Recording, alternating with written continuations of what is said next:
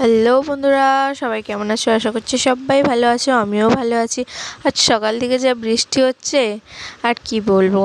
আর বৃষ্টি মানেই যেন কিছু চটপাটা খাওয়া। তাই বৃষ্টি হচ্ছে, যা বাইরে তো বার হওয়ার উপায় নেই, তাই ভাবলাম বাড়িতে যা আছে তাই বানিয়ে খাওয়া যাক।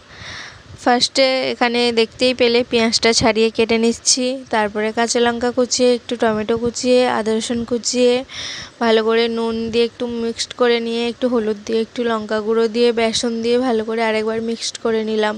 তারপরে কড়াটা গরম হলে কড়াই তেল দিয়ে, তেলটা গরম হওয়ার জন্য একটু ওয়েট করলাম।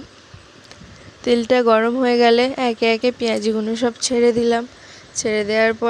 ছেড়ে দিয়ে এপিট ওপিট করে ভালো করে লাল লাল করে ভেজে নিলাম। লাল লাল করে ভেজে নিয়ে প্লেটে সাজিয়ে টমেটো সসের সঙ্গে একবার খেয়ে দেখো কেমন হয়েছে। একবার বাড়িতে ট্রাই করে দেখবে, এরম করে বেশ ভালোই লেগেছে। কিন্তু আমি দেখো এখানে খাচ্ছি, আমার বেশ ভালোই লেগেছে। সবাই একবার বাড়িতে বানিয়ে দেখো, কেমন হয়েছে জানিও। টাটা।